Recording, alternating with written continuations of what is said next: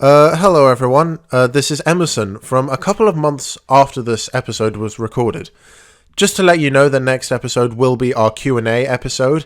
If you have any questions you want to submit, feel free to send them to the email at ytsnpod@gmail.com. Me and Joe will answer all and any questions unless they concern somehow worming our credit card details out of us. That's all I have to say. And with that, on with the episode. Right, and we're live. We are live indeed. What is up, people? We are coming to you very late in the evening for the 6th episode of Your Time Starts Now, a Taskmaster podcast. This is the final episode covering Series 1. I can't believe we finished it, actually. I didn't think we'd actually reach the end of Series 1, but we have, and we're here. I'm Emerson, as always. Oh, and I'm Joe. And we are here to just talk about Taskmaster, as you probably came for. We're talking as though we've never done this before. Joe, what's happened in your life lately? Nothing really worth mentioning. You know, my grandfather had his 89th birthday, so we did that. That's about it. That's good age, good age. Yeah, he got his shot because he's old enough for it, so that's good.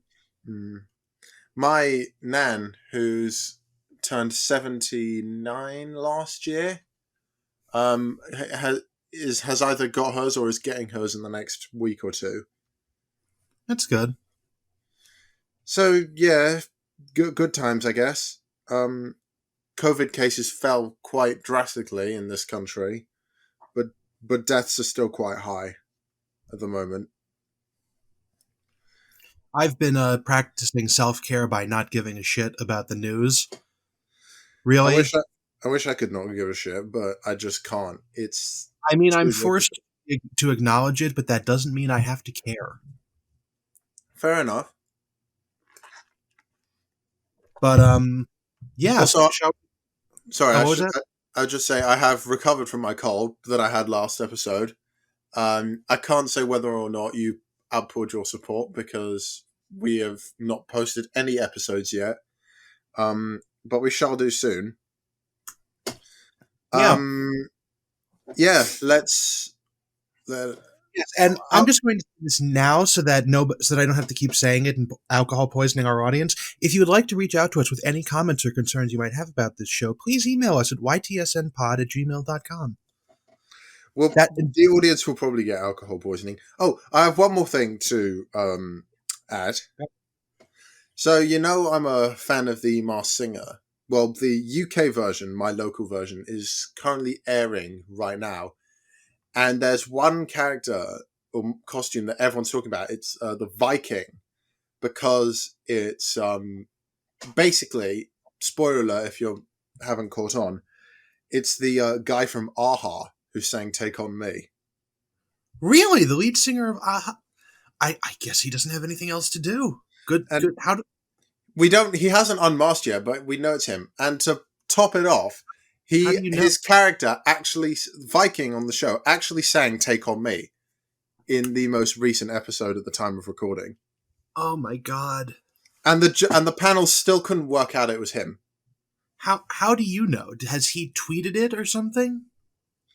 He can't tweet it because that's against the rules of the show, but it sounds exactly like him. I'll send you a link in the Discord after this. I bet I was going to say he has a very distinctive voice. I can't believe they haven't noticed. What I'm now secretly rooting for is that he does unmask himself, and it turns out that he's someone else. Just because that's like, this is going to be like the running gag through this entire thing. Is Emerson thinks that the Masked Singer is like, we'll open season 2 and it's like, so was it the guy from Aha? No, it wasn't. With someone who had a similar voice. I don't know if I'll actually say, if anyone watches the UK Masked Singer, you're probably in agreement with me that Viking is or was, depending on when this comes out. This will probably come out much later after Viking is unmasked. He'll be unmasked within the next 3 weeks because there are only 3 episodes left of the series. But it's on February 26, 2021. We are, yes, and the final is on the 13th of February. Yeah. I just think that would be really funny if it's like not, and this person intentionally like learned how to sing like Aha specifically for that purpose. I mean, it's highly unlikely at this point, but in this show, at the same time, anything is possible. I know those are conflicting statements, but From it what is I've what it seen, is. Masked Singer, it Sorry, does I not. just bumped my pop filter. That's okay. Has anyone ever actually tried intentional misdirection on the Masked Singer where they sing with an accent or something specifically to fuck with the judges? Well, in this, I've watched the UK and the US version, and the UK version is definitely more sneaky because there's a lot of misdirection. And there's a lot of double bluffs. Basically, last year, one of the contestants was CeeLo Green. You know who sang the "I See Yeah, You Driving Around." Yeah, I won't sing the whole song in case we song get that I copyright. that I did not know for 7.5 years was actually titled "Fuck You," I because agree.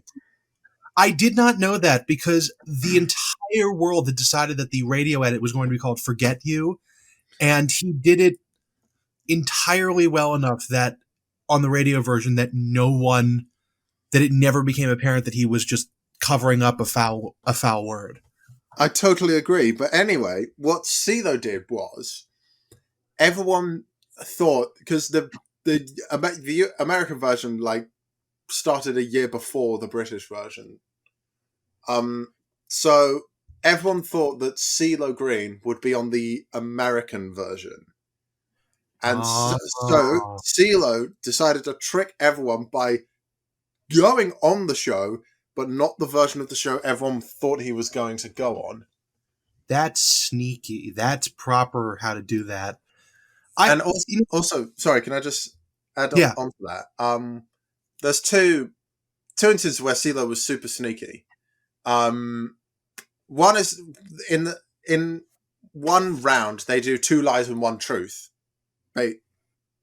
Yeah, 2 lies, 1 truth. Sorry, I get them mixed around a bit. So and CeeLo's, I can't remember what CeeLo's lies were, but the truth was, his truth was, I am CeeLo Green. He actually said he was CeeLo Green.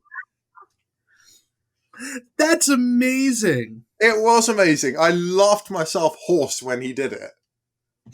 And then That this is funny. Next, also, I should just say, CeeLo Green produced the song "Don't Ya" by the Pussycat Dolls.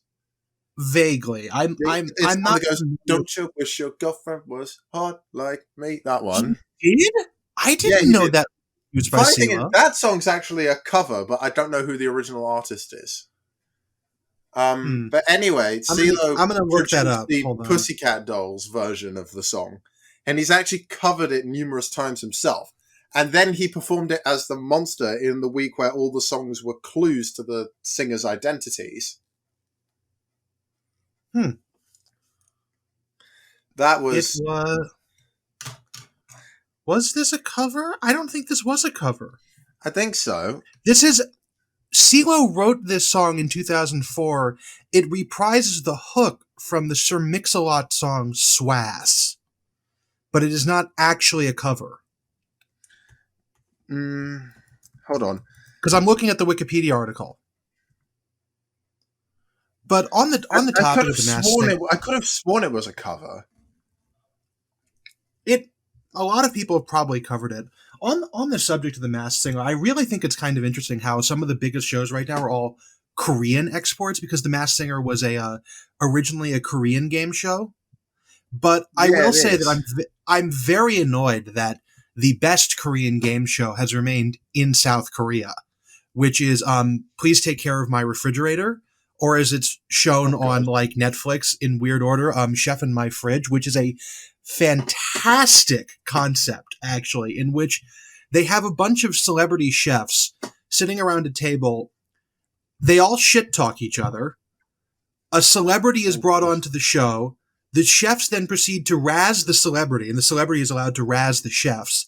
And then the celebrity's home refrigerator is taken from their house, brought into the studio, and two of the celebrity chefs have to compete against each other to make meals for the celebrity from the celebrity's own food. Wow. My mother has wanted this show to be a That concept is quite because good, actually. It's such a good concept, especially because they really are not opposed to just taking the piss out of each other out of everyone. Like, the two hosts make fun of everybody. Everybody makes fun of the hosts. Everyone makes fun of the celebrity. The chefs make fun of each other. And it's like, there's clearly like no real plan here as far as like banter goes. It's happening as it happens, because these people are like, it's back and forth. And then whoever does their editing, they like add like the anime sweat drops or the anime eye effects over top of people in post. And it's great. It's great. And I wish I understood more about South Korean celebrity culture. That's a very Korean show. That's a very Far Eastern thing to do. Put like graphics over the people's faces. Yeah, it's really funny, and I wish that they did that. My mother wishes that they did that too, because she has so much food in her house at any given time that you could probably feed about 35 people in one meal. So it's one of those. It's like please take care of my refrigerator, and it would have to they'd have to have like a truck back in with like all 4 refrigerator freezer combos in my mom's house. Should we make that the title of this episode? Please take care of my refrigerator. Yeah, that sounds great. Yeah, because we're doing this is a food themed episode. Actually, while you were trying to get your microphone to connect to Zencaster, I was actually hurriedly gulping down a sandwich because I was hungry. Oh, so I think we're going to have a lot of fun when it comes to the food task. Oh yeah, which for those of you who give a shit, the sandwich was some keto like low carb bread with mayonnaise, pastrami, and roasted red pepper. So there's that, and bacon. Can't forget bacon. And then that's what I was eating, along with Diet Dr. Pepper and cream soda, because they added cream soda flavoring to Diet Dr. Pepper, and it's great. The fuck is cream soda? I don't know. It's an American thing, I think. Here, hold on. Where's Google? What is cream soda? Here, hold on. Let's fuck with everyone who's listening to this on speakers. Alexa, what's cream soda? And I'm gonna have to censor that because we're not sponsored by Amazon or Alexa. Okay, Google, tell me what cream soda is. Hey Siri, what's cream soda? There, that covers all the bases. Yeah, that's fine. That's fine. But cream soda, according to Wikipedia, is a sweet that soft reminds drink. me of a sketch. Oh, no, man. A sketch from what? Tell your story. You can tell your story. I'll tell my story in a second. A recipe for cream soda. Recipe for cream soda was created in Vienna, New Jersey, in 1856. It's flavored with vanilla. Vanilla, okay. It's sort of vanilla flavored, although actual like vanilla flavoring is different from what I've been led to understand. It's very popular in North America, although as I scroll through this, it's there's a much smaller United Kingdom category. In the United Kingdom, AG Bar, Ben Shaw's, and DG Jamaica manufacture their own brands of cream soda. So I have no idea. I've never heard of any of them. I've never heard of any supermarket. Ben Shaw's is a Cott brand, COTT. I have no idea if you know what any of that means, but that's what Wikipedia tells me. The only fizzy drink I know that was created and designed and manufactured in the UK is Earn Brew, and that's in Scotland. Oh yeah, fuck. Yeah, what? Lucozade, yeah, but Earn Brew is more of it falls more into the Coke. Yeah, Coke, Iron Brew is. I said 2 different brands, so you can't say we're promoting someone. Coke, Pepsi, Fanta, Tango. It's an orangey flavor kind of thing. So it falls Coke, into Pepsi, that. Fanta, Tango. Carbon. 3 of those are the same manufacturer. I just want to point that out. Fanta's Coke, Coca-Cola. Pepsi, Fanta, Tango. Yeah, Fanta's exactly. Coca-Cola. Yeah. Oh well. 7-Up. All right, That we're on the yeah, same level that's a here third brand. Yeah. But yeah, what were you going to say? now. When we started chucking out all these brand names to sort of like say we're not sponsored by these people, it reminded me of this sketch on a show I saw. Have you heard of David Walliams? David who now? Walliam. David Walliams. Cannot say I have. I've heard of David Baddiel, but I've Um, never heard of uh, David Walliams. David Walliams is this British comedian. I think in one episode of Taskmaster, they say that if they got rid of Greg Davis, they would replace him with David Walliams. Okay. But basically, David Walliams is just like a comedian. He's a tall comedian, but he had this sketch show for a brief period of time called Walliams and Friend, named because he had a different comedy partner every episode. And but there was normally an episode where there was normally a sketch where Walliams played the head of the BBC in a solo person sketch, and in one such sketch, the head of the BBC said that if a brand's name was accidentally dropped into a sentence, even if it was just the word and not necessarily the brand itself, they would have to say brands that other brands that sold the same style of food that were not affiliated with the original brand he mentioned. Ah. So have I lost you there? Because it's quite complicated. No.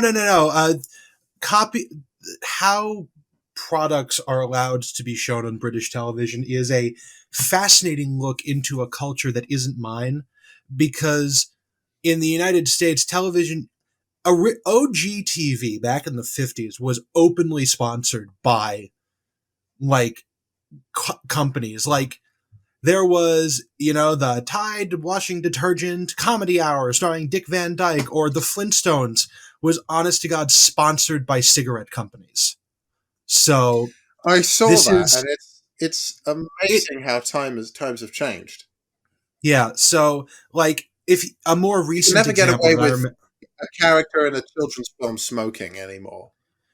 In fairness, the Flintstones was actually a primetime animated sitcom, so I believe it had much larger market appeal.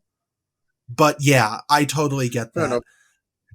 A more recent example might be there was a Hawaii Five-O. Have you seen The Little Mermaid?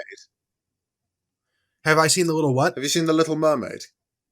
The Little Mermaid, because there's a scene in there when Ariel starts to venture into the human world. One of the first things she does is smoke a pipe, like an old classic Sherlock Holmes pipe.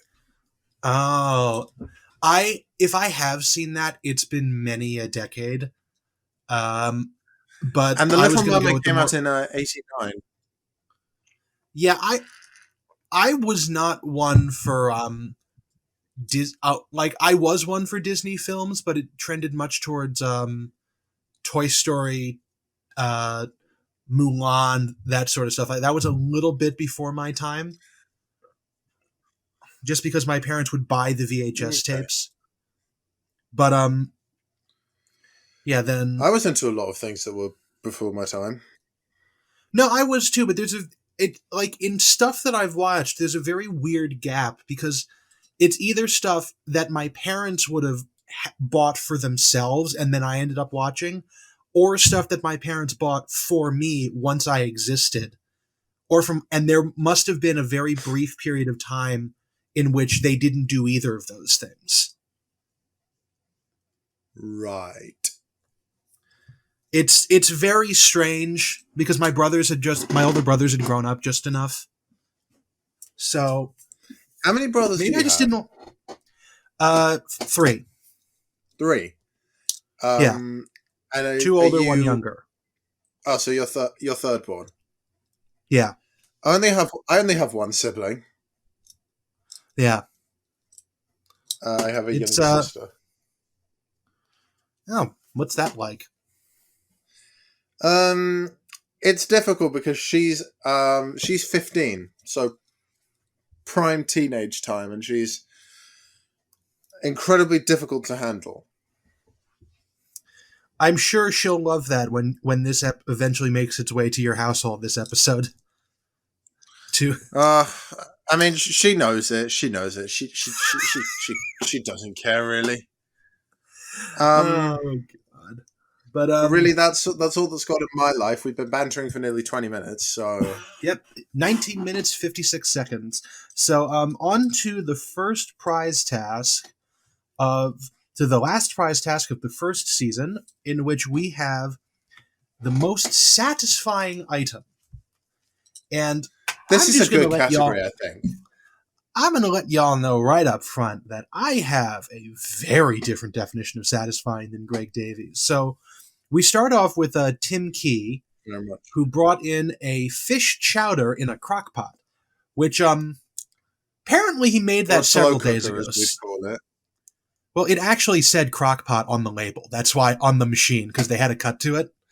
When it was up on the balcony, it actually says crock pot on the front. My mom has the same exact model. I think my mom's called it just like a slow cooker or something. But, well. Yeah. But yeah, so maybe Tim it's an American thing. It probably is. But anyways, Tim made this fish chowder several days ago. And so according to Greg actually wouldn't eat it. He made Alex Horn consume this chowder. It was apparently very good, but also, we had to make sure that we didn't poison the Taskmaster.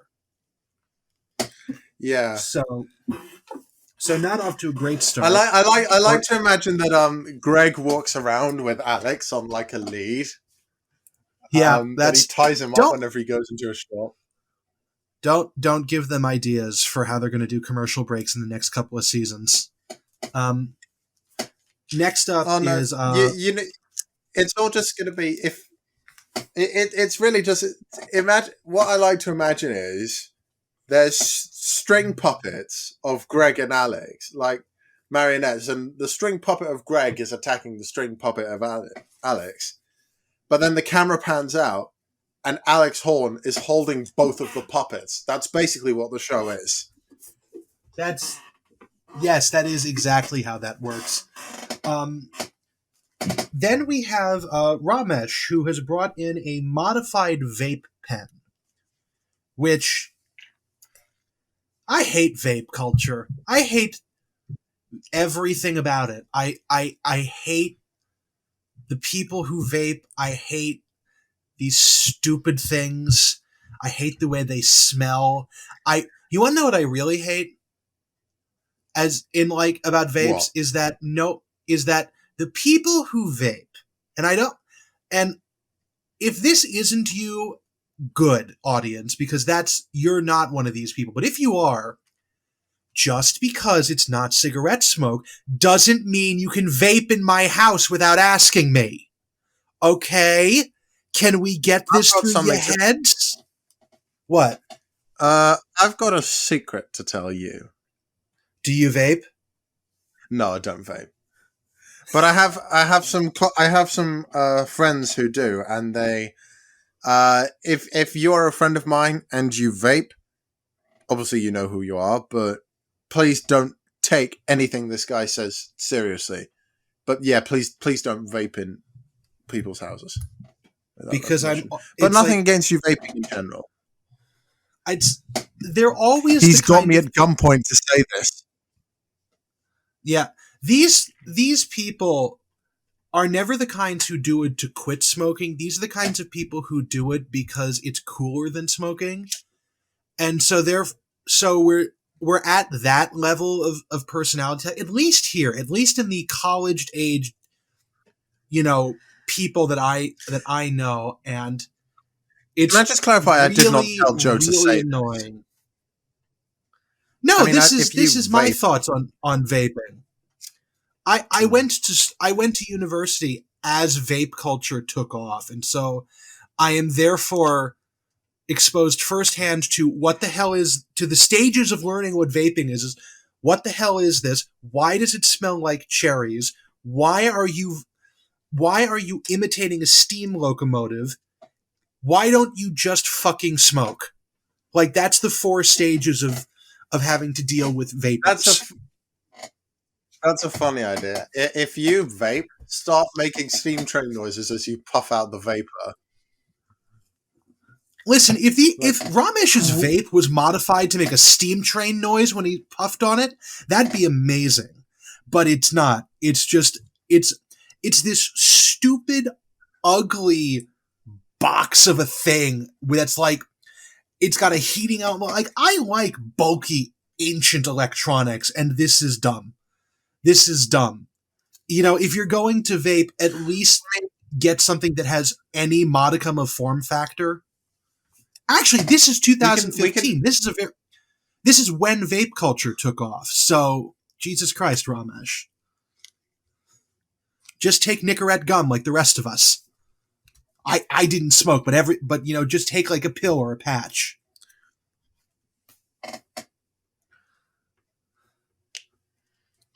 I mean, did you not all vape pens are like super.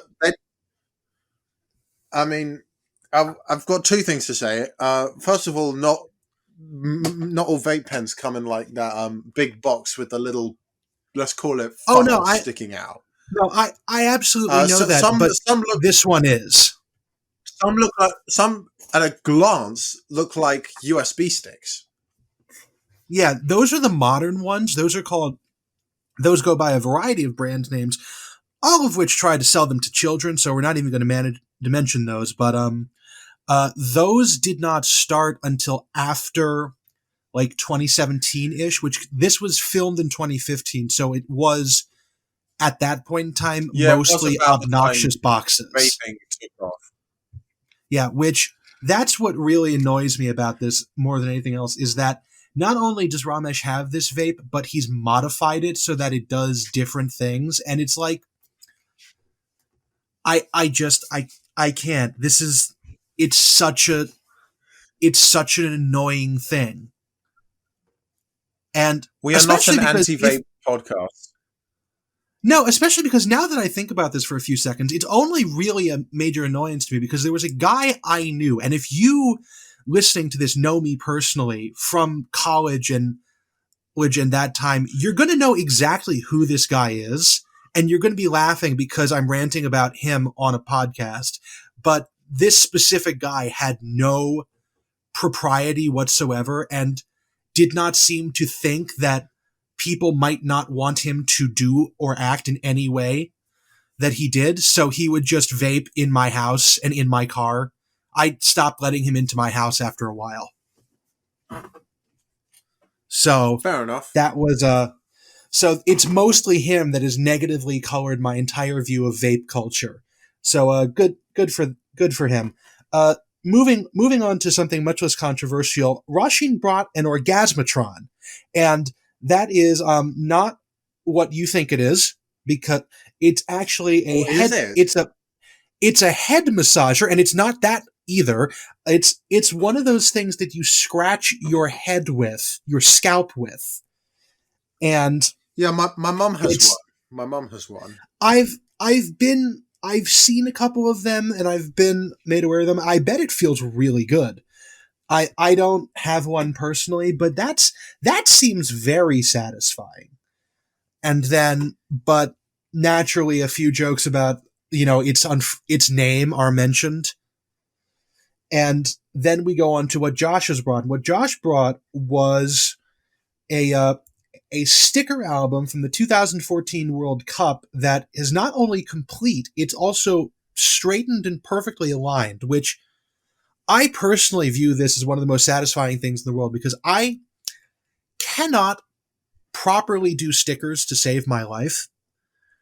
So like if you ever see like a Lego set that you have to put together and there are stickers in the box, I hate that because the people on there in Lego who do this must have like either the finest motor skills in all the land or like needle nose tweezers that they apply these with, because I can never ever get stickers to line up properly. So the fact that Josh took the time to get every sticker and put them on properly is immensely satisfying. And then, do you want to say anything about this or? Or because mean, I'm not a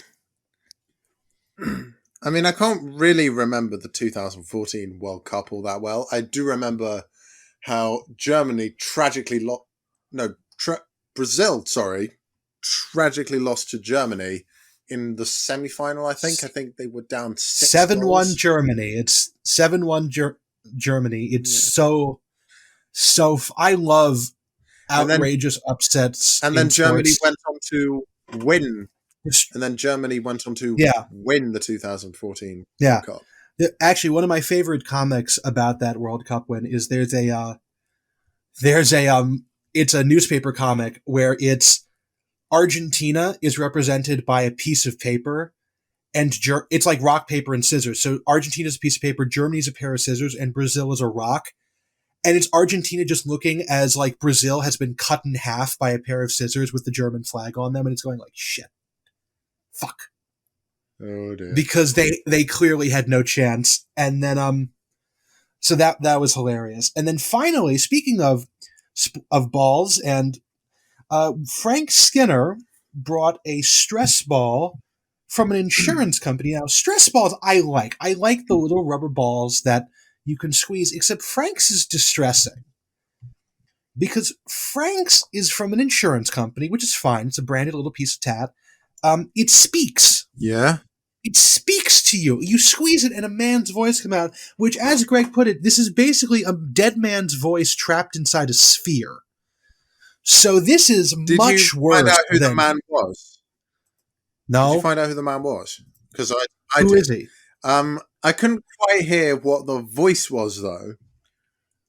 So I googled it, and it's the when you squeeze it, the ball actually says "Calm down, dear," which is so much worse. Yeah, it's something that people will most likely associate this line with something ex-Prime Minister David Cameron said at one point to to another MP, but it's actually said by a gentleman now deceased called Michael Winner. Although I can't I think it was an advert for something, but I can't remember the exact context.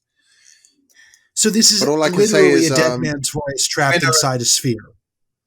Yeah. All I can say is this is Winner and Skinner. Oh my god! Yeah, Frank, immortal lich. It just clicked to me. Lich entity. What just? Can I say this first? Yeah. The principal from The Simpsons has the same surname as Frank. Yeah.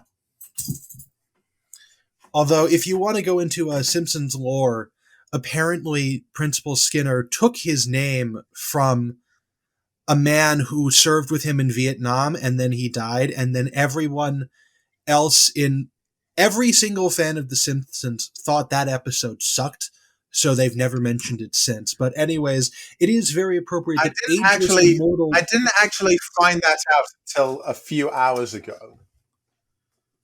Yeah, I don't watch The Simpsons, but I've been made aware of it. Yeah, but anyways, immortal lich demon Frank Skinner has brought in a dead man's voice trapped inside a sphere.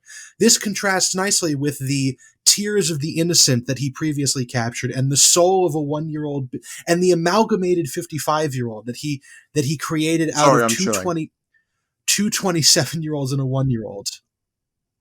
So that is Frank Skinner in a nutshell.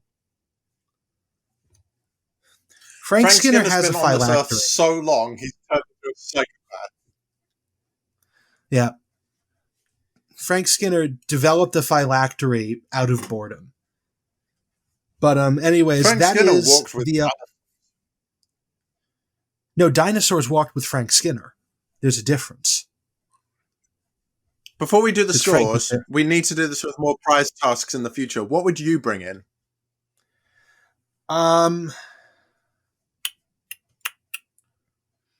Shit. What would I bring in? I'd probably... You know what I'd bring in? I got a speeding ticket once. I don't know. What would you bring? I got a speeding ticket once for some amount of bullshit in a little town near where I used to live. And I had to go to court for it. and the cop didn't show up. So it was dismissed, and I just had to pay court costs, and I'd probably bring in the piece of paper that said, cop did not show up, case dismissed in your favor. Because that was immensely satisfying. What? Oh, it's $100. How much was court? All the little town. What? What was that? Okay. Your mic's cutting in and out. I just asked how much it would cost. Yeah, it's like $120 or something, because all these little towns. Anyway, what about you? What I would bring in, God, I don't have a lot of satisfying items. Maybe my bed. Sorry, I'm probably bring my bed just because it's like I get into my bed at the end of the day and I'm satisfied. I've finished and I just get to go to sleep. Yeah, but then you'd have to give that up if you lost. See, that's the thing that I always am wary about with Taskmaster. I could just get a new bed. They call, you can get a bed for like £60. It's fine. £60? What? £60 for a bed. How much do you pay for mattresses? Jeez, do you know how much my fucking mattress cost? Almost $1,000 and was custom made by the factory. Jesus Christ, what do you sleep on? I mean, I sleep on a mattress too. I'm just Googling the average price of a mattress. I mean, I was only talking about the bed frame itself. Oh, yeah, I mean... Oh, no, wait, hang on. Mattresses range from... Fucking hell. This I won't tell you what website I'm using, but fucking hell, it's so poorly laid out. Okay, I'm looking at this one. Pro tip to our audience, pay more than you should for a mattress because they're really fucking important to how well you sleep. Oh. So, I found a mattress on a website that's £549. That's only $489 more than £60. But they're doing the thing where there's, I think it might be a fake discount. Where there's like a much higher price crossed out to make you think you're saving a lot of money. Yeah, it's perpetually on clearance. Yeah, that's... Right. I mean, maybe I won't bring in my bed. Probably I'll bring in my onesie. Which is much better than any of the onesies they wore in the first episode. Okay. That's definitely a satisfying item. But anyways, do you want to do the intro dark blue and fluffy. Okay, it is the return. Yes, that's what I was about to do. If you would not interrupt me, you naughty boy. This is... fuck it, it's Taskmaster Joe. You know what it is. For the record, if I'm the Taskmaster, then I can interrupt you however I want in this bit. But anyways, I would give the winner of this to Josh Whitcomb because... stickers are very satisfying if they're done properly. Then I would give number 2 to Roisin Candies because that would probably give a lot of physical satisfaction to somebody. I would not award third place to anyone, but I would give fourth to Frank Skinner's Dead Man's Voice in a Sphere. And then I would give joint fifth to Tim and Romesh because I hate fish chowder. Also, it's old, and as we stated, I hate vapes and everything related to them.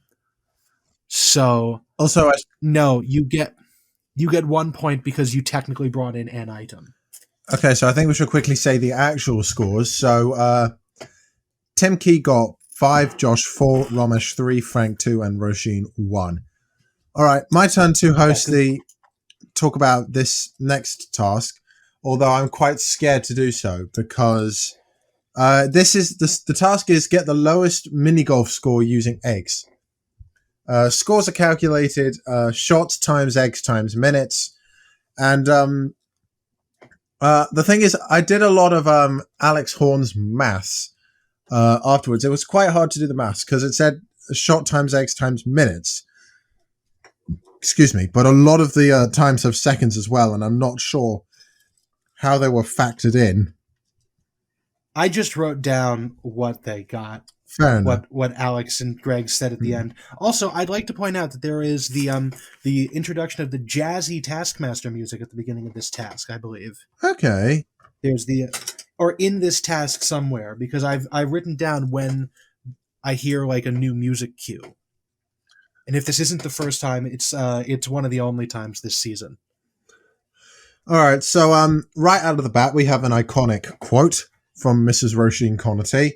Do I need to use a club in golf? How does mini golf work, Roisin?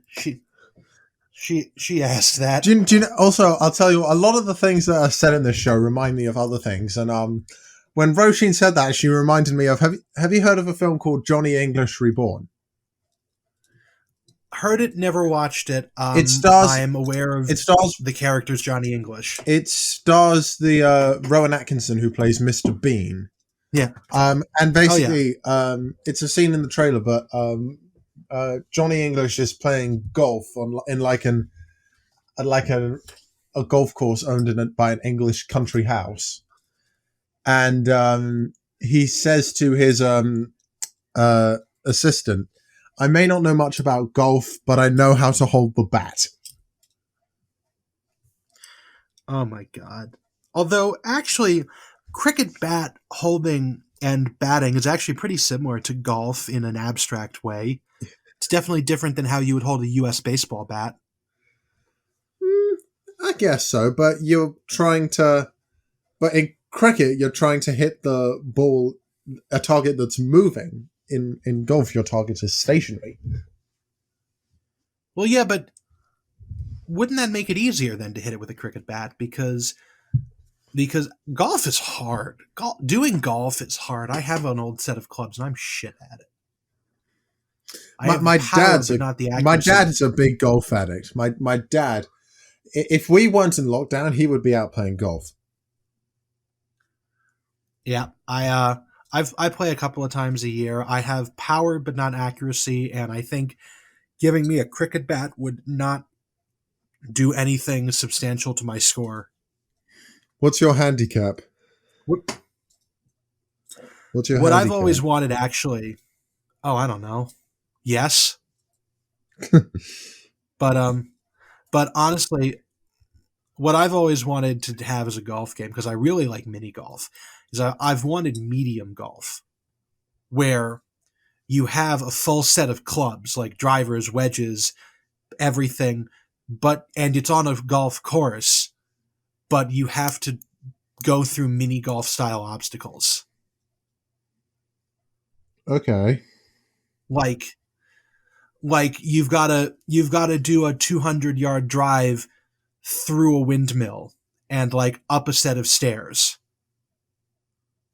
Like, that's what I would want, is medium golf. Okay. Sorry, I was a bit busy. Anyways, so moving on. So Roisin is not great at this, actually. I have a thing here that Roisin plays golf like I do, where she just pushes the mini golf like I do, where she just pushes the ball or the egg in this the case. Eggs around a bit. Where at times she'll just push the egg around, like a lot of these people, like Tim and Roisin play how I do, in that at some point you just give up and are like just frantically yelling at the ball while trying to keep it moving forwards. Okay, so we'll talk about Romesh first, because the game involves chicken eggs. Romesh, as the vegan that he is, will not tolerate such flying fuckery and is heavily opposed to the game. But he hopes that if he doesn't break any eggs, he'll be all right. And Romesh does anything but break eggs. Romesh goes through 36 eggs. Yeah. I think Romesh Ranganathan literally ran out of every egg in the Taskmaster house, if not all of Chiswick. He used exactly 3 dozen eggs.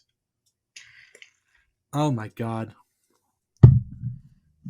On a course there was like 4 holes. What were the shapes of the holes? Did you make note of this? Because I know there were a couple that were shaped like T and M, the Taskmaster initials. But I don't know if they were actually played, though.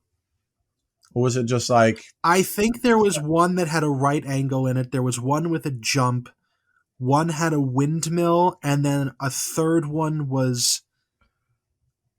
it was like a different shape, which is really helpful, but it's not that important really, because the camera work does not make it readily apparent how many holes there are, in what order they're played in, or anything else. It's mostly focused on the utter incompetence of our quintet of golfers. I mean, I can totally see that. But Romesh, he gets 68 shots, 14 minutes and 20 seconds, as we've mentioned before, 36 eggs, which Alex accumulates to just over 35,000. Yeah, 35,088 points. Which is, I mean, that is poor. That is poor. Yeah. And then Frank, Mr. Skinner, Principal Seymour Skinner is up next. Frank, who was around for the invention of golf. And he said he played it with Bing Crosby back in 1934. Mm-hmm. Yeah. The thing is, Frank has these weird moments of genius. Well, we'd think they're weird moments of genius, but in fact, they're really stupid. I mean,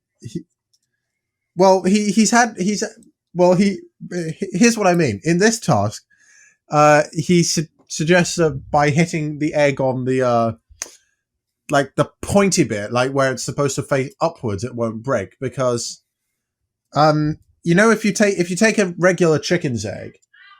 Oh, be quiet. Sorry, my sister was shouting. That's family drama right there.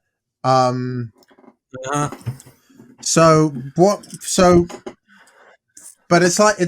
he's thinking along the lines of, you take a chicken's egg, if you squeeze the top and the bottom, you can't break it.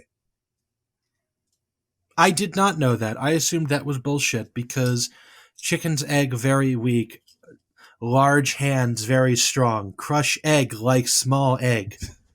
Crunch. I am more than capable of breaking a few eggs. But Frank's thesis of hitting the eggs on the point and have them not breaking is wrong. He takes takes his first shot and the egg is destroyed. If that were to work, wouldn't he have to hold both ends of the egg at the same time in order for it to not break? Like you said, you're holding it on the front and back of the egg that it doesn't break.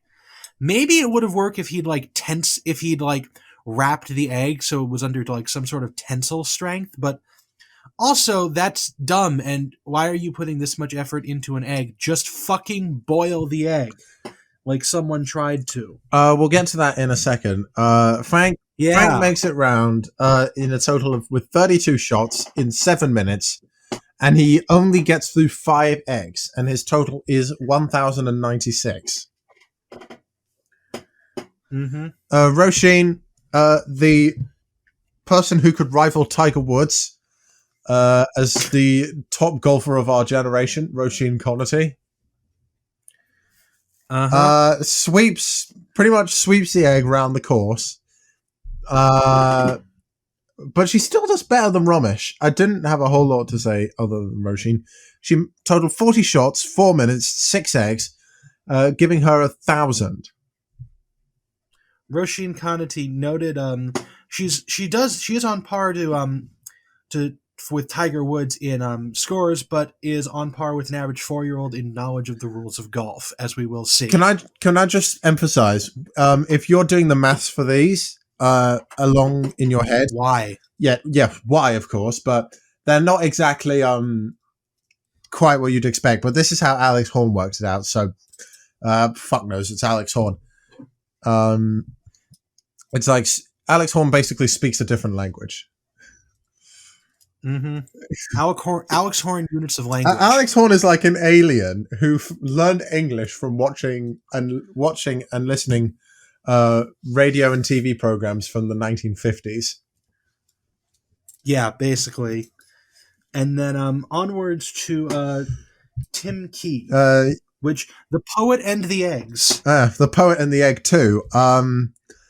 So Tim, I think we should talk about Josh and Tim together because they started out with a very similar strategy. Both of them decided to boil the eggs, but Tim changes his mind very quickly, and Josh abandons boiling them about halfway through. Very quickly, Josh gets a total of 42 shots in 21 minutes, and he uses 7 eggs, totaling just over 6,000. Tim, however, this task is a culmination of a couple of the tasks that Tim has done in the past. He's obviously did the egg task in the 3rd episode, but it's not the first time he's put something in a tennis ball. Sorry, I'm readjusting myself on my seat. Because in the teabag task, he put a teabag into a tennis ball and threw it in first time. And yeah, also I'd like to say that this is a continuation of the theme that has been going on throughout the entire series of Taskmaster, which is that no one successfully boiled an egg the entire time. We had 6 episodes, God knows how many tasks, multiple ones involving eggs. No one boiled anything properly. I'm just flabbergasted. There are several objects that are synonymous with Taskmaster. Obviously, eggs is one of them. Watermelon is another. The watermelon, I think it comes back to haunt a couple of the competitors in this final task. Not so much this season, but maybe later seasons or series.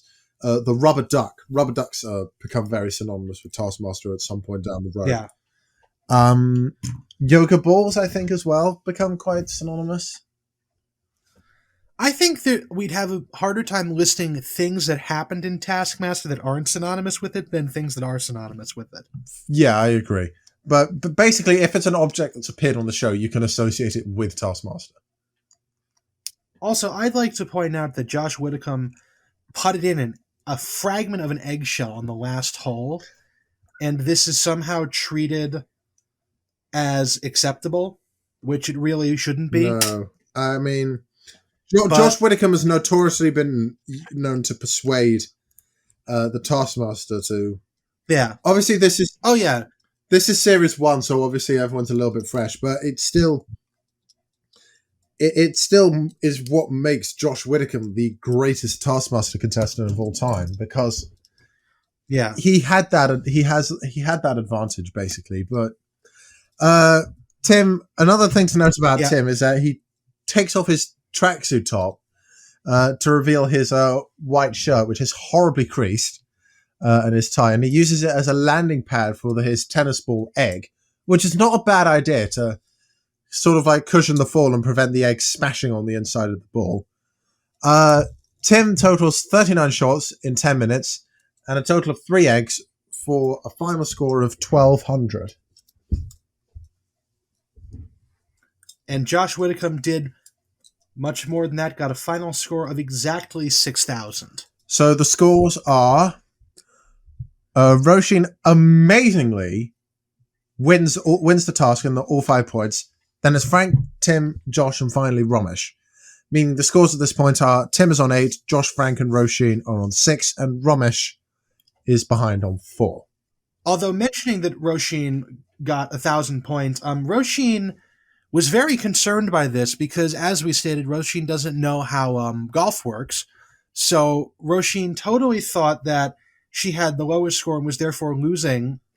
So wanted more points and therefore and was almost awarded more had, like one person, I think it was Frank, took pity on her and told her that was bad, which much to the consternation of Romesh, who she always pings her bra with her when she's pleased with herself and then which he'd said just a few minutes before, because Roisin was like strutting like a proud peacock that she'd done so well. And then he was like, "Oh, go on, ping it up again because you've got more points now." It was hilarious. I mean, Roisin is like, I was about to say she's the anti-Josh Widdicombe, but I don't think that's exactly what I'm looking for. Romesh is the anti-Josh Widdicombe because Romesh, a lot of the things that could have happened to Romesh could have happened to Josh, and Josh benefited where Romesh failed. Like, if Romesh had putted in that little chunk of an eggshell, Greg would have disqualified him. Because Widdicombe isn't funny when he fails, and Romesh is, so it very quickly becomes that you're torturing Romesh for your own amusement. Oh, God. I just said, you know, when Josh Widdicombe had to do all those solo tasks, imagine if they'd made Romesh do them instead. Oh my God. Oh my God. That would have been amazing. I don't think they grappled the spectacle of how livid Romesh would be. Romesh would have been so mad. Like, that actually would have been like one of the highlights of the entire season, is him like with the rice grain counting, because I think that Romesh would be the kind of person to count every single grain of rice, and then for Greg to not award him anything.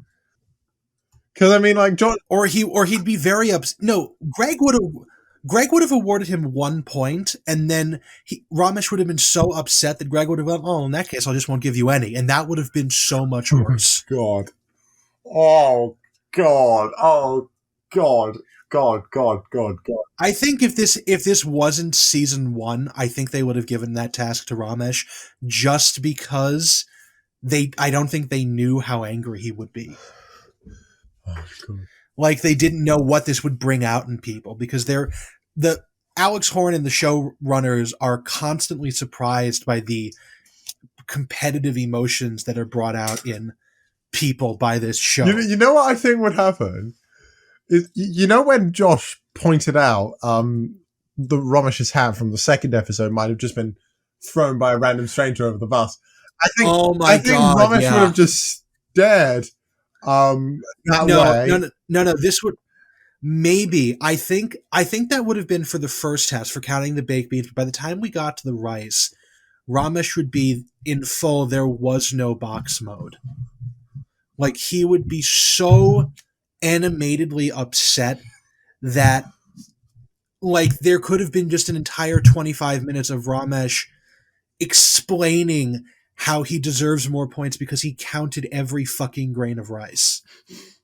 Oh God, I would give my life to see. I would give my life and my house for Romesh to be in Josh's position in those tasks. I would not give that much, but yeah, I would totally do that much. And then you can tell Romesh used to be a teacher because he has that silent fury. Yeah. Romesh now realizes that he can't say it's your own time you're wasting, because it's now his time that they're wasting. Oh God. Oh God. But all right. Yeah. We've danced around this for long enough. Do you want to do Taskmaster Joe, or did you have any? This one you can't really do that for, because I can't take away golf strokes. There's no way of doing it better. I will, however, do it for this next task, for task 2, which is another team task. I wish I was talking about this one. But you can do it. This one's very interesting. So, the team task is to stage a realistic home movie blooper. You have 1 hour, and the teams are, of course, broken into their usual groupings of Frank and Tim, and Josh, Romesh, and Roisin. And some immediate notes right out the door. Frank turns to Tim and says, "How are you on a unicycle?" And I believe Frank and Tim say that to Frank says that to Tim, and they just immediately set off. There's not any showing of how they filmed it. So we just go immediately to the two films, and Josh, Romesh, and Rasheen's are it's an awkward little film of a behind the scenes of Taskmaster in which don't forget Romesh's jazz shoved, hands. Romesh does indeed do jazz hands. Alex Horne is shoved face first into a cake. He is very upset by this, and then immediately falls into a swimming pool that was off screen. A paddling pool. A very small wading pool. Yeah. Things I'd like to note.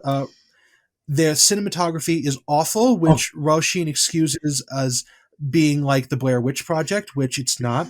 I would also like to point out that this is very realistic in that it's an awkward, sort of not funny blooper, but also it's deeply unrealistic because Alex Horne is genuinely upset that he got shoved face first into a cake, which, considering the other abuse that is heaped upon him by every contestant in this show, getting shoved into a cake must be like the most pleasant thing that happened to him. If you thought Alex getting caked in the face was bad, wait till you see another moment involving Alex and the cake and food in this episode. No, in Alex and a cake in a couple of series time, because there's a moment Alex has it involved with a cake, which is more. Oh yeah! Oh god!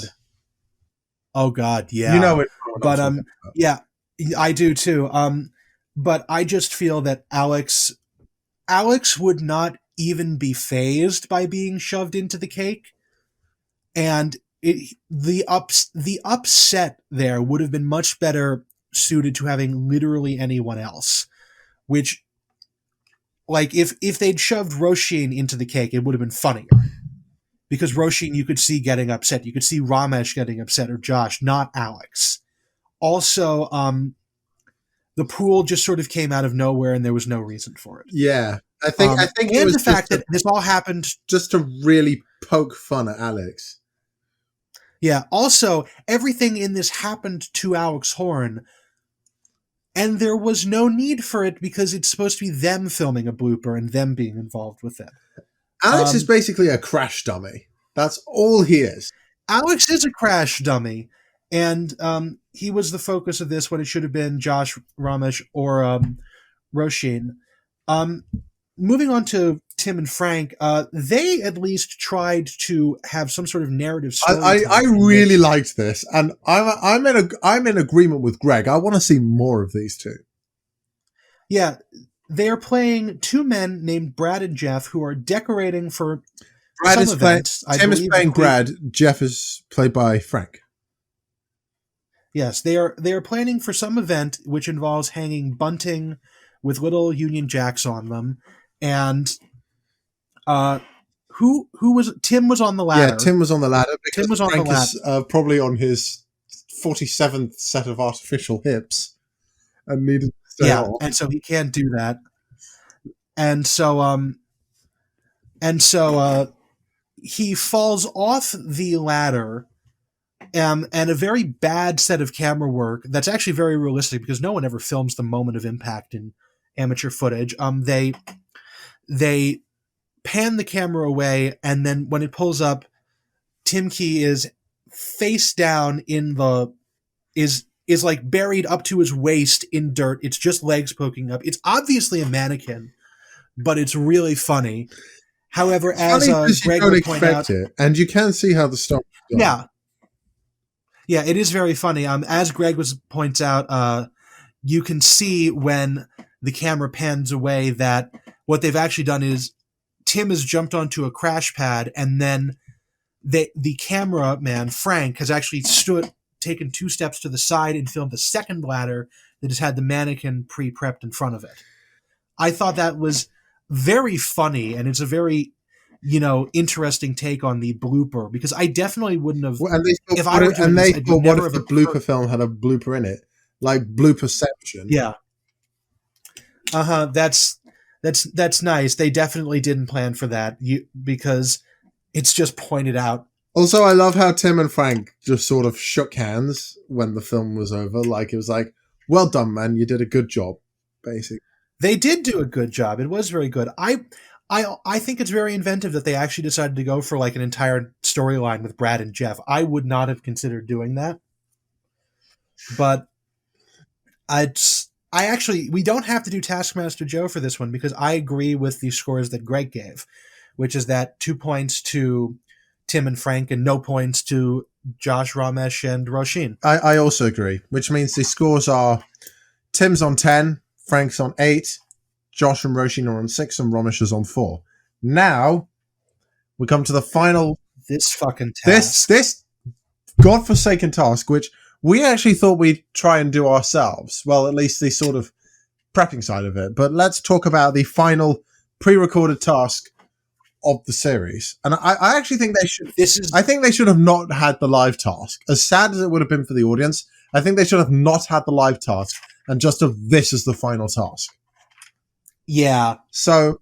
Yeah, this is a really good one. And we're both going to be covering this one because I wrote down how they prepped and he wrote down what they actually made. And also what we've done is we've come up with our own meals involving letters of the alphabet. Yeah. So so we're going to do that. The task is make a meal with ingredients made from all 26 letters of the alphabet. You have 2 hours. And also, I should point out, it's make the best meal, not make a meal. I copied and pasted this from the Taskmaster wiki fandom. It's just notes. So. I listened to what the actual task said, because if it was make a meal, Tim Key would have done much better. Because, Jesus Christ. We'll get to Tim. I mean, anyway, it was a best meal for the Taskmaster, so I think that'll explain a couple of the decisions and changes made by the famous five as they go along. Yes. So, do you want to talk about the prepping stage? Yes. So they're in the lab. They've got a board with the entire list of the alphabet, and they have to write down, and they can only use one ingredient per letter. So this is a 26 ingredient meal, however many dishes they want, involving everything. I don't remember in which order these went in because I just had them written down on my paper because it's been a couple of weeks since I watched it. We're just going to point out that Romesh is a vegan and has never been mentioned before. This is totally new news. Yes, we're going to mention that Romesh is a vegan and was wondering if he's even allowed to write the word bacon. Oh no, it wasn't Romesh wondering. It was Alex who was wondering. Yes, and it's decided that Romesh will use fakin, which starts with an F and is a sad meat substitute dish. I don't even want to try something like that. No, I don't either. Frank Skinner, several people used the word xylophone as an ingredient, but Frank Skinner had it prominently written down on his board for the entire planning time, which I thought was really funny. Roisin... Sorry, I was finishing my drink. That's fine. Roisin knows nothing about yams, as she mentioned several times. Then we have Tim Key, who realizes that this is not going to be served to Greg Davies, but instead to his friend Alex Horn, and so just starts writing like awful, horrible things like dog food. And Alex is not only a crash dummy, he's also a guinea pig. Yeah. No, this isn't even a guinea pig. This is like one of those things you do when you just want to torture someone. He's still a guinea pig, though. Yeah, a zebra. Also, exotic meats from Tim Key, which I thought was very interesting because he's just writing down things like zebra and other food and other animals. I can only imagine how much that would cost, though. I don't know. I'm wondering if they actually got real meat from a zebra, because you can get those at specialty meat stores. Because if you watch Binging with Babish, he did the every meat burrito from regular show, and he had to go to like 17 different stores to find everything, and it cost him almost $1,000. Fucking hell. And it tasted terrible. And it tasted terrible. Oh God! What? Because most of the animals are not supposed to be cooked, especially not in that style. So a lot of them are very gamey. But yeah, there's a lot of things like that. He also wrote like large foods under L, because that was another thing. A lot of people use brand names or types of foods, like Careful. Roshin We wrote. can't mention brand names. Well, if you do, you have to mention Okay, a variety of others. They used it in the show. Triple X Mints was one of Whitcomb's ideas. You can also use After Eights. I don't know what either of those are, but those two brands. I know the first one. Triple X Mints. The first one. I'm not exactly sure what Triple X Mints are, but I imagine they're like a Polo or Mentos sort of thing. And After Eights are like chocolate mints, thin chocolate mints, basically. Okay, yes. Both of those were used. Roshin just wrote pizza for P, which is an interesting way of doing it. A couple of other things like that were used, and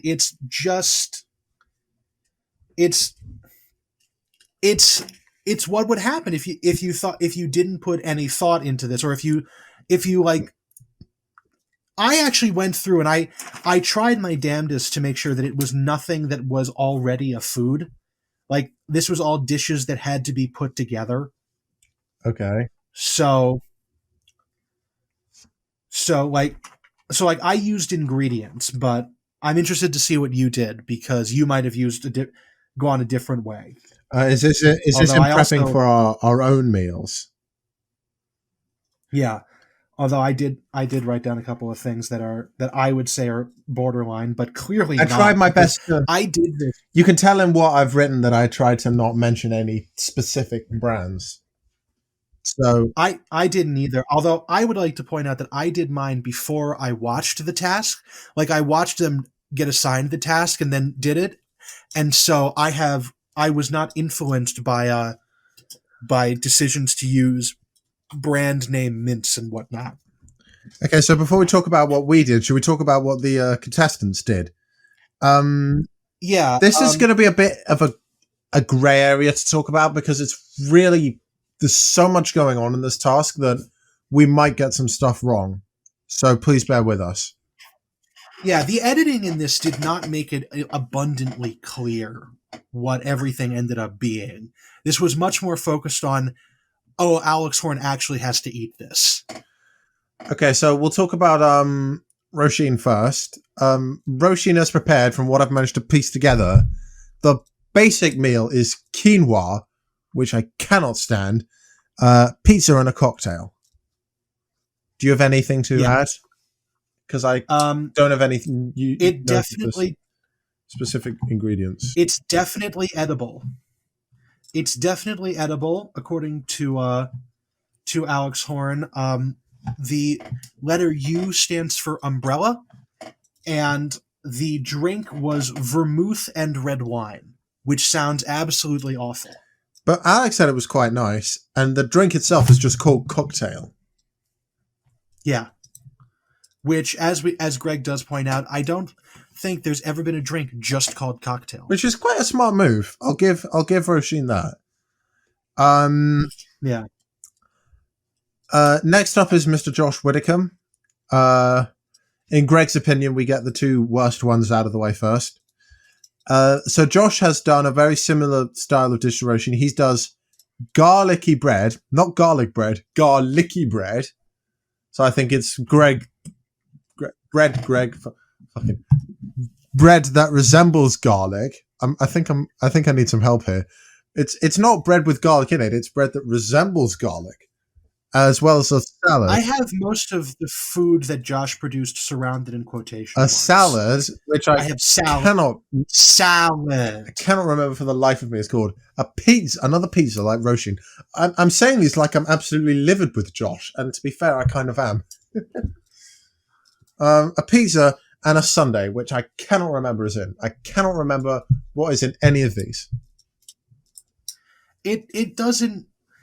honestly, most of these aren't mentioned. Like you'd think there would be a focus on did they use all letters of the alphabet, and it's really not clear on this. Probably because when the task was made, they hadn't anticipated the absolute horror show that Tim Key would produce, and therefore they spent a lot of time on a.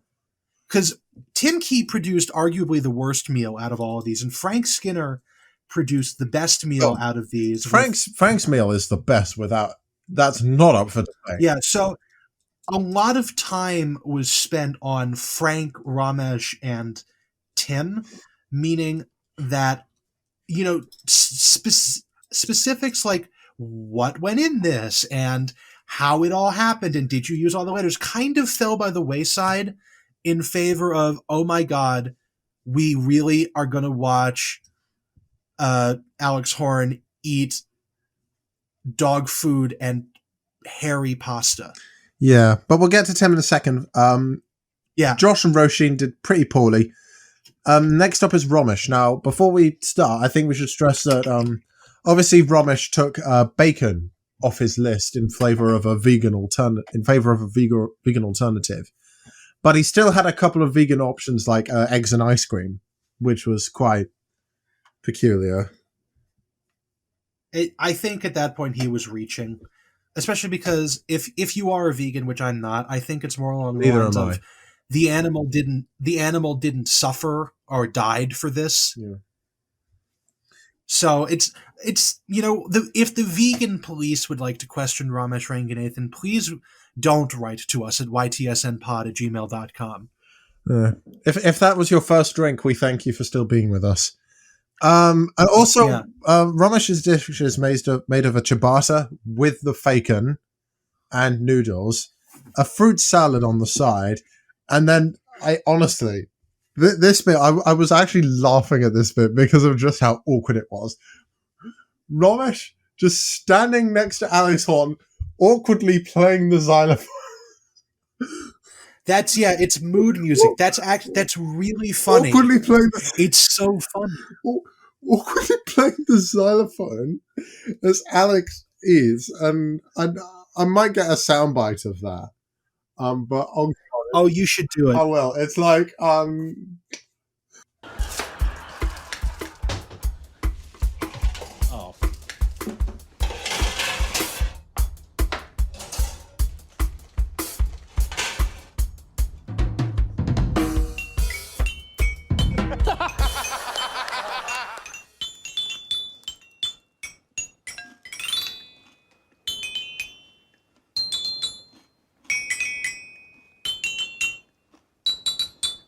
Well,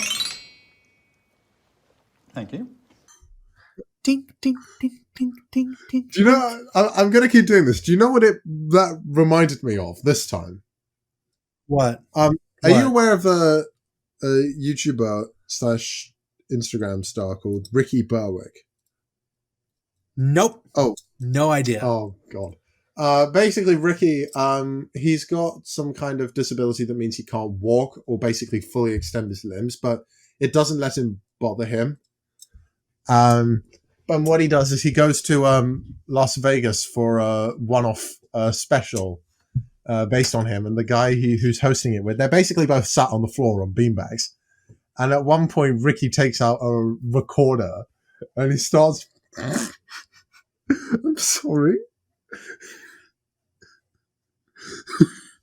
Basically, Ricky takes out like a recorder and it just starts blowing it. Not really a tune. It's like this is like goes. It just goes. He just blows it really loudly, and then his co-host reaches up. He's wearing like a snake sock puppet.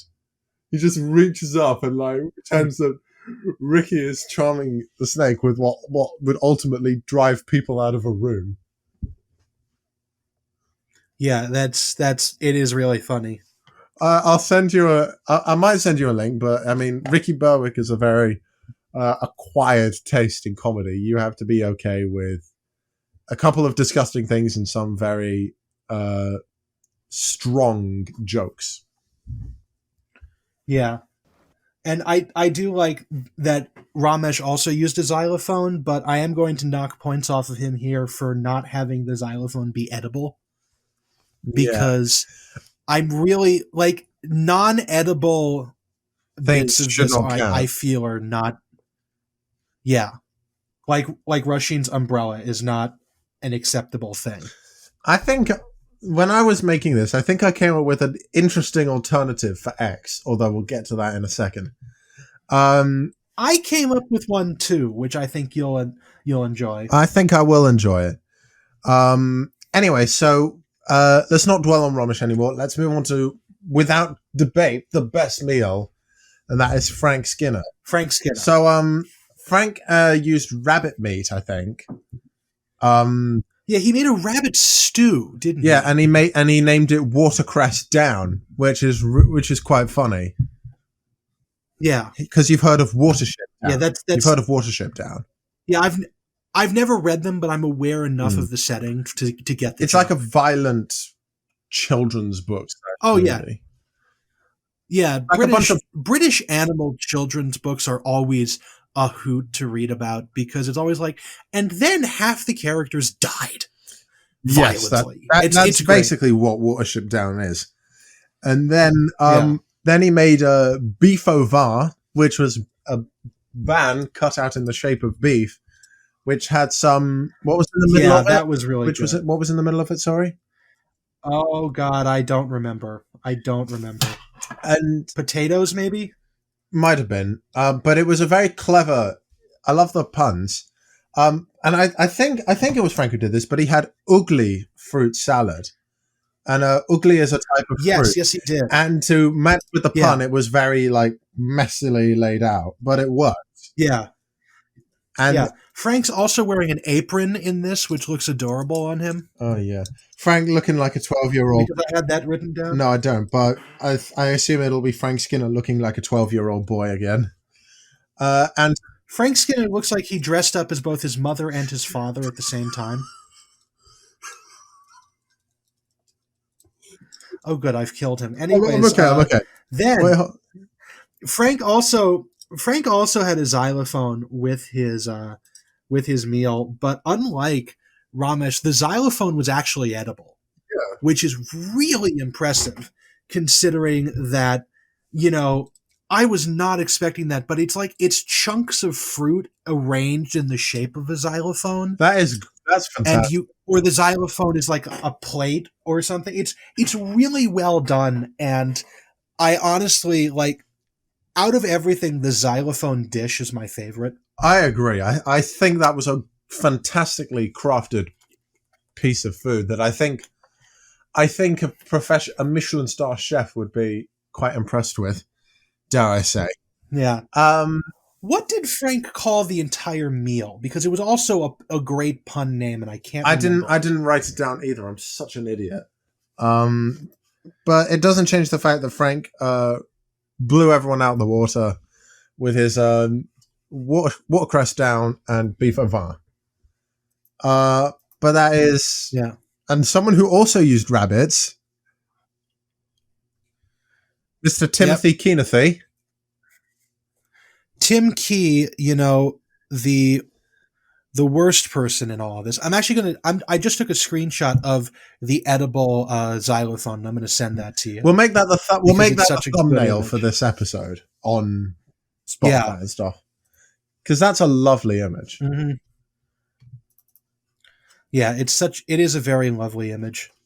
But anyways, on to Timothy Keanathy. Notes for this that I wrote down include bad, no point, you monster, hairy pasta, zebra. All right, so what I have is this is probably not going to do Tim's dish justice because there was so much stuff going on with this one that I couldn't write everything down. But Tim was sickened by his own cooking. What it felt to me was it was a rabbit doused in red wine, tequila, and umbongo, with dog food and pasta with made from crisps. No, it was pasta made from Doritos or something. Kettle chip, and it's got in it. Okay, yeah, and it's got the hairs from, because it's like a fibrous thing, so it's got fiber hair is sticking out of it still. God. When you put it in meal words, was to make, When someone else says it to you, it's even more disgusting. and that's saying something considering how this looks.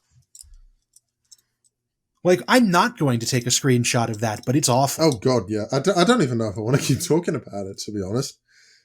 But I mean, it's very bad. This is entirely to torture Alex Horn, little Alex, whom at the end of his forced consumption of this meal says that if someone served you this, you'd stop being friends with them. And basically it's like, and Tim said, would you? And it's like, yeah. So this probably did some level of damage to the pair's friendship, which is really funny. That's a real dick move from Tim after he basically stole Alex's award at the Edinburgh Fringe Festival from him. Uh-huh. Yeah, it's especially because he's Alex's friend and still didn't want to be on the show until they got other people to agree to be on it. He becomes like the consultant or something for every series after this. Yeah. Okay. Before we do ours, we shall announce the scores. Romesh 4, Tim 3, Roshan and Josh both get 1. Which means that the scores, with one task to go, it's tight at the top. Tim and Frank are both on 13, Romesh is on 8, and Josh and Roshan are both on 7. And now, do you want to do Taskmaster Joe, the intro? Taskmaster Joe. I'm running out of these. Right. Well, here's an idea. Yeah, we're going to I have an idea. Can I just have an idea? If this podcast becomes successful, should we get different people who have been on the show to do the Taskmaster Joe jingle? If we can do that, I will. I am so on board for that. Having famous people say my name would be my honor and my dream. Anyways, so to start with, obviously you have to give Frank Skinner first place. You can't. No one deserves second place because the rest of these were all not great. I'm going to give Josh Widdicombe third because it was edible. Okay. Romesh and Roshin both get fourth for many reasons, including they didn't use all the letters for edible things. Fair. And then Tim Key gets no points. Tim Key gets no points, and I'm going to say specifically why, because if I were the Taskmaster and if I was sending my assistant out to consume these foods on my behalf, if you fucking torture my assistant by making him eat this garbage, you get no points. You get no points because my assistant is an extension of my person, and therefore you are disrespecting me by disrespecting him. That's very interesting. So that's you cannot feed him, especially because it also the task was make the best meal for the Taskmaster, which implies that the Taskmaster could have at any point swooped in from out of shot and consumed this food himself. And this is unacceptable. This is bad. This is terrible. Sorry, I was yawning because it's late, but yeah, I totally agree. Yeah, so that's just. Let's talk about terrible. the meals we came up with. Do you want to go first, or should? Yeah. Okay. Yes, I would. So I'm actually going to take a picture of this and send it to you afterwards, so that we can put this all in. I would start. So in alphabetical order of what my ingredients would be, I would have Alfredo sauce, bacon, Caesar salad dressing, dill, like the seasoning, eggs, French fries, garlic, halibut, Italian sausage, jackfruit, kale, lemon, marinara sauce, naan bread, onions, pepper, quince, romaine lettuce specifically, salt, tater tots, which are like fried potato things that you can get in America a lot, udon noodles, virgin olive oil, white wine. I'm going to skip X. I'm going to save X for last. Yellow rice, which is a specific kind of rice you can get here in the States, and then ziti, the pasta. Okay. For X, I'm going to use xylitol, which I'm going to spell that for you, Xylitol, which that? is a kind of artificial sugar replacement, which you use if you're on the keto That's diet. a good one. That's a good one. I spent most of 2020 looking for foods that contained this because I was on the keto diet. Right. Makes sense. And so it's a sugar substitute. It's that you can use in spite of that. And I used that because I'd already used S for salt.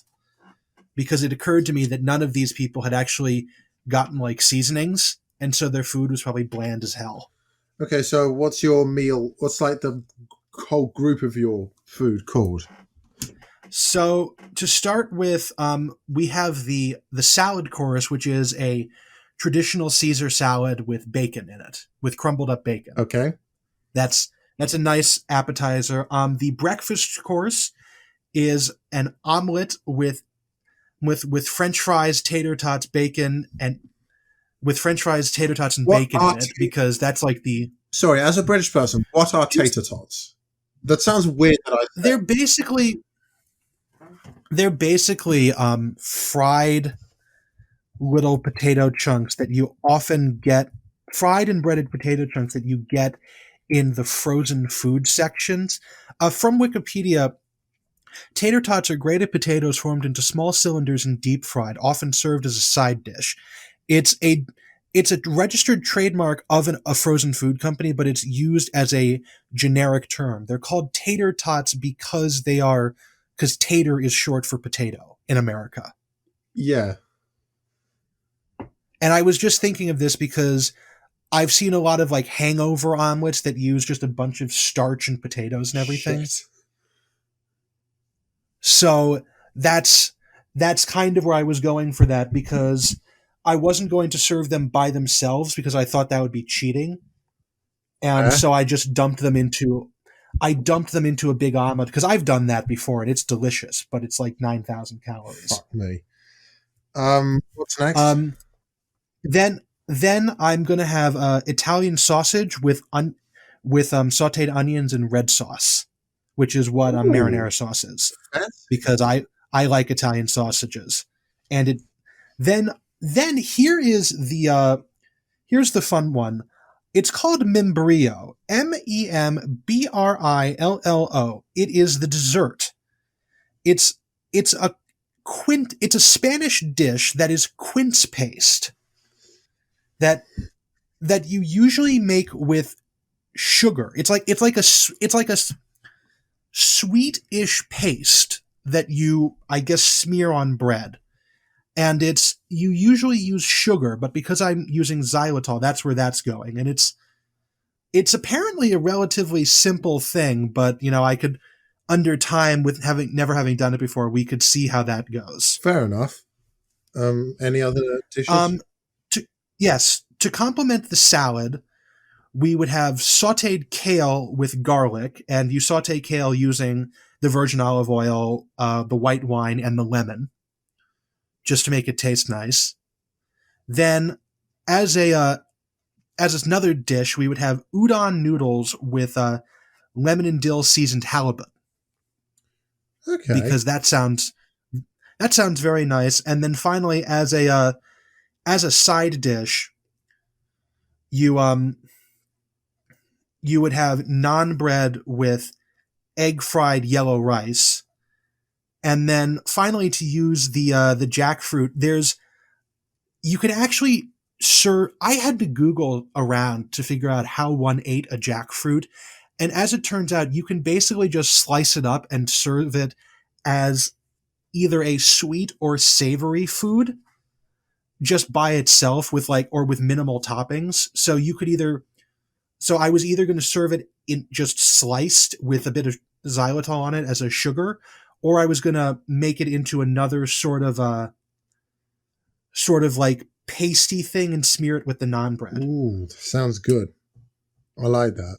Yeah, so I was So that was going to depend on how much time I had at the end of it, because the naan bread and the jackfruit were both going to be side dishes, followed, and then the Caesar salad, then the main dishes. Because there's essentially like 6 main dishes in this. The whole meal is called caloric death. Fucking hell! I mean, I think Greg doesn't know what caloric death is at this point. I mean, look at the book. I could. Look at Big Greg. He probably Big Gregory probably requires like 6,000 calories a day just to function, but even still. Is it bad that I want to see a life-size topless statue of Greg with his hands on his hips, just looking really heroic? I think that is that's definitely an image. That can be a Patreon tier. Make a statue of Greg Davies. Okay, so which tell you what, we can have, if that's the Patreon tier, we make the statue of Greg Davies and leave it outside his house without telling him. Then we secretly film his reaction. Yeah. Okay. But so yeah, what's yours? Mine. So I went more along the lines of what Big Gregory might actually want to eat. So I think my A will establish the tone of this list quite well. With A, I've gone for plain and simple alcohol. Oh, goody. Okay, that's the direction you're going with this. Okay, so B, I actually agreed with you on B. I also went with bacon. Well, because how can you not? For C, I had cereal. No specific cereal, because Greg's a man and he can choose, but also I don't want to name a specific product. D, I had double cream, which is like heavy cream, which is going to be an ingredient for making something later. E, I kind of cheated on this. I had elbow macaroni. That's I did ziti specifically because ziti is a specific type of pasta. Elbows are a type of specific pasta as well. I've got 2 types of pasta on this list actually. F, I was in agreement with you on F. I had fries, not French fries, just fries. Do you know what the difference in the UK, the difference between fries and chips are? Is chips bigger, thicker? Yes. Version of fries are thin and skinny. Chips are chunkier, and you're more likely to find them in, say, with obviously fish and chips. You're more likely to find thick, chunky chips than French fries. It's same with like in the States, those are called steak fries. If what I'm thinking of is the correct thing. Okay. Then we've got normal French fries are what you get from like McDonald's. Yeah. And then the really long skinny fries have a specific name as well, and I can't for the life of me remember what they are, but they're like, you can also get fries at any fries. Other fast food establishment in your area, not just McDonald's. Yeah. It's the same with like in the biscuit and cookie. A biscuit is something that's like hard and crunchy, a bit like a digestive, and a cookie would probably be a bit softer and chewier. That's how a British person would distinguish between the two. Yeah. And there's a notable difference between biscuits and cookies in the United States. Biscuits are a savory shortbread style, savory buttermilk sort of. They're a bit like scones. Bread They're a bit like scones, aren't they not? Yes, but they are distinctly not. They're not sweet in any way. Like, hold on, let me type that in. But anyway, a cookie is typically more along the lines of like a chocolate chip cookie, more so than anything else. But here, here's a biscuit from the United States, and I'm not going to say which brand it's while he from. brings up the biscuit, I'll keep going. There it is. Interesting content, everyone. I'm just waiting for this to load. I'll come back to that. I'll just keep going with the list for now. So I had fries. G, this is an interesting one. I had gingerbread man and or gingerbread men, and my plan was to Actually, I probably can't do this because I didn't ask for icing, but or I could. I'm not going to back it out now, but you could have sad gingerbread men. What I was going to say was that I wanted gingerbread men in the style of Alex Horn's face for Greg. Oh. But since Alex Horn was consuming the meal, I don't know if he'd want that. Yeah. So I mean, I'd eat a cookie that looked like my own face. That'd be funny. Fair enough. I think Greg and Alex would eat an Alex looking gingerbread man for different reasons. I had hazelnut spread, not one in particular. I just had ice. J, I had jam. Okay. This K was an interesting one. I went with kvass. I think I'm pronouncing that right, which is an Eastern European rye beer. Okay. L, this is my second pasta linguine. I had meatballs for M, nachos for N, olive oil to fry the bacon in, Parmesan cheese for P. Q, I had quesadillas. I had relish for R. Oh. Now I've done the thing of going super vague with one of them. I just put sandwich for S. No specific type of sandwich. Okay. The sandwich can have everything you want in it. And then T, I had toast. U, I kind of piggybacked off Frank for this. I had oogly fruit as well. Because I think in this very carb heavy meal, there needs to be some fruit. And when you need fruit, you need vegetables. So for V, I just put vegetables. No specific vegetables. Oh my God. Just put vegetables. And then if Greg gets too drunk from all the kvass and alcohol, I've put water for W. And this is my X. I'm going to do my X now because I'm proud of this. I had fries before. So for X, I've done Xtra Fries. Oh my God. Oh my God. Proud of yourself. I found a sugar substitute with that started with an X, and you just went with Xtra Fries. Yeah, but I'm thinking of Greg Davis. It's like, I want fries. Yeah. You got more fries. Xtra Fries. Brilliant. Y, I had yogurt, in brackets, Greek. That's a sneaky trick. And then zest. Yeah. Z, I had zest, in brackets, orange and lemon. Okay. Yeah, that's a good one. So my meal is called 26 hours because it covers the whole day. And there's also 26 letters in the alphabet. So breakfast, I think you can see where this is going. He's got the cereal with no milk, strangely. Toast, hazelnut spread, and jam. Lunch is the sandwich with water, nachos, and relish.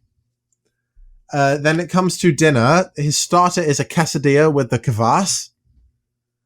And then the dinner itself is the Elba macaroni mixed with the double cream, the meatballs, the olive oil, bacon, parmesan, vegetables, fries, linguine, extra fries, alcohol with some ice in the alcohol. And then his pudding or dessert is the oogly fruit with yogurt, zest, and the gingerbread men for being a good boy. Okay, I would like to point out that there is not 26 hours in a I know, day, but I know there's not, but I tried to work around that for this. Also, why is it unusual that you don't put milk in the cereal? Because I don't do that. No, I do put milk in the cereal, but I couldn't use the letter M in this. Ah. You could have used like soy milk or a substitute. I already had sandwich. And I'd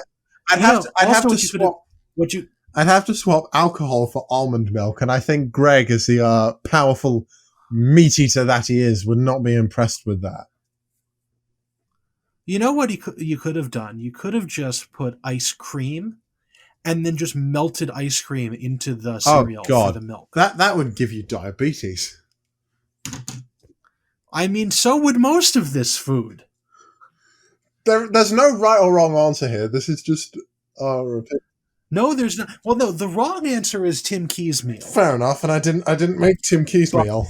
Not only would I have made a horrible meal, didn't. I would have literally stolen all my ideas from someone else, and I'm not that kind of person. Yeah.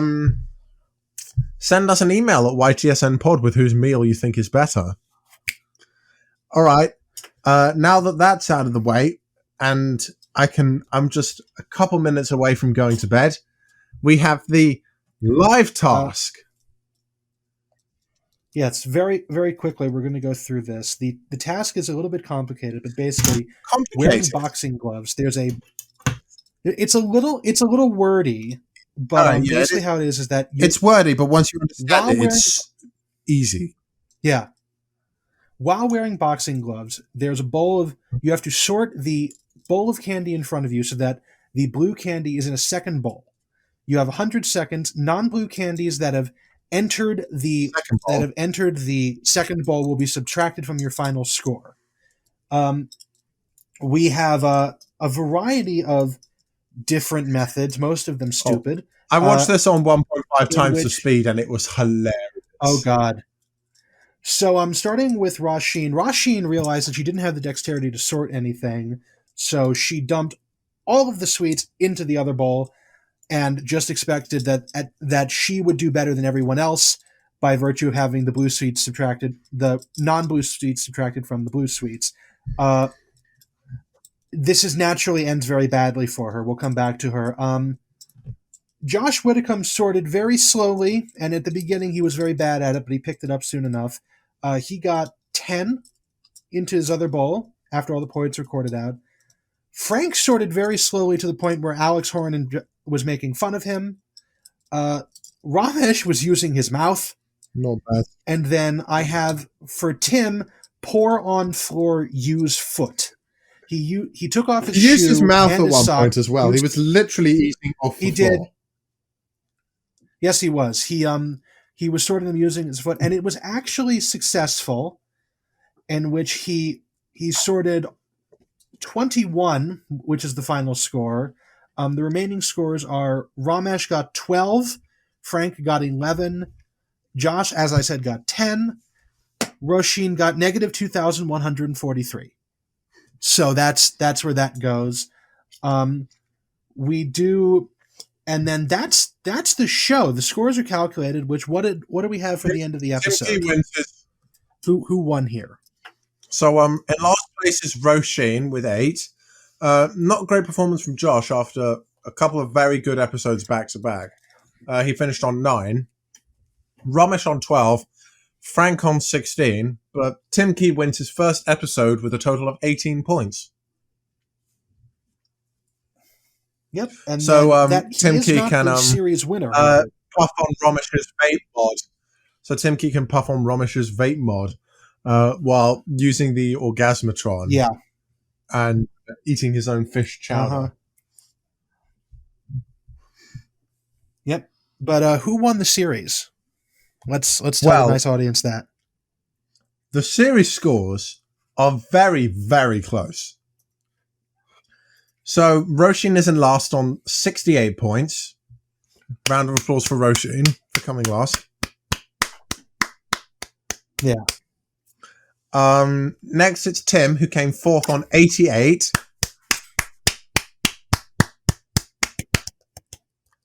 You might want to hold your hands a little bit further back from the microphone. Fuck you. That does not mean do it louder. I wasn't saying it for me. I was saying it for the audience. Fuck them too. No, I'm joking. I love you. Please stay. We need you. Okay. We have a joint second. Quite an impressive joint second. Frank and Romesh both on 93.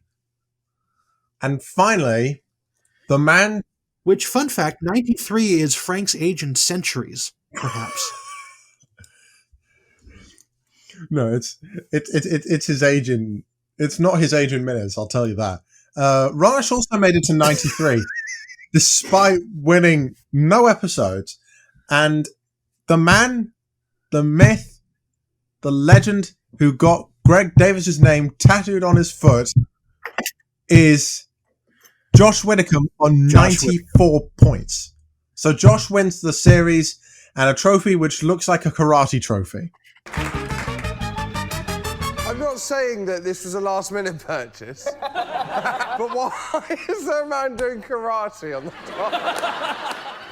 Yes, because they did not have the Taskmaster bust for this one, which they will have in every other series. It does look like they hastily bought a karate trophy in the last second. And before we close, I would like to point out something that I did not notice for the entirety of the series. One of the camera operators' name is Damian Eggs. Jesus Christ. That's a funny last name. Oh, I didn't notice that, but... I watched through the credits, and there's just Damian Eggs staring at me in the face. You know what this means? You have to write Tim Key and What? Damian Eggs fan fiction. No. Yes? Good God. Okay.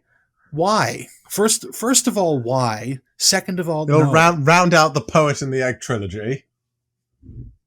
Oh my God. How about this? If you, the audience out there, would like to write Tim Key and Damian Eggs fan fiction, which I would like to point out that if you send us /fiction, I will hunt you down and kill you. So this better be PG or We lower. can't. How can it be PG? This is a strong, mature podcast for sensible adults. No, it's because I don't want to read it. Because I was going to tell the audience to send it to us at ytsnpod@gmail.com. I'm the one of us who has access to the email address, so yeah. Mm-hmm. So I don't want to read that. I don't want to make Emerson read that. So you best not. And that is how we're going to end this podcast. And in fact, this season of Your Time Starts Now, a Taskmaster podcast, don't send us /fiction or I'll slash your throat. I think we'll just talk about a couple things first. One of them is I want to talk about Romesh, the unluckiest contestant ever who won no episodes, but still came painfully close to winning the whole thing, which is both impressive and incredibly unfortunate. It's like Painfully close to victory is Romesh's entire story on this show. Romesh is that kind of guy. He leads a race the whole way, and then right before the finish line, he twists his ankle and he cannot finish it. Mm-hmm. Twists his ankle on a box that he didn't see. So I'm going to quickly ask you, what was your favorite task this series? Oh God, I have no idea. It definitely was, from a review perspective, the one I have to write the least about, but I don't actually know here. It would be the watermelon task, just because it's what you think of immediately in this season, more so than anything else. I'm gonna level. I didn't like any of the live tasks. I live think tasks that's a fair statement. The live tasks aren't that funny. Probably, and up there is also buy the best present for the Taskmaster, just because of how far Widdicombe went to win. The Josh having to count everything is also really funny. The prize tasks also aren't my favorite, but it definitely would probably be the watermelon task, just for the sheer absurdity. That is a great task, and I was considering putting that as my favorite, but I thought I'd be a little different. I think the boulder task is my favorite because it perfectly highlights the personalities of each of the contestants. It captures them beautifully. The boulder task makes me upset at Tim's performance, so I can't do that one. Fair because enough. The fact that Tim took that long when a van was sitting in front, it's so bad. I can't. No, we're not getting into this. Fill an egg cup with your tears is also really tears is really that's funny, a good one, because Frank stealing the tears of innocence is just such a good one. Also, the Frank Skinner is a sociopath. Frank Skinner is a sociopath. Yes. Also, guess Frank Skinner's age in minutes is really funny just for Romesh's face Oh, that face. So that's There are two Romesh faces. There's the three best Romesh faces are Silent Fury, when he's just staring at Greg, absolutely livid. Romesh laughing so hard. I think during the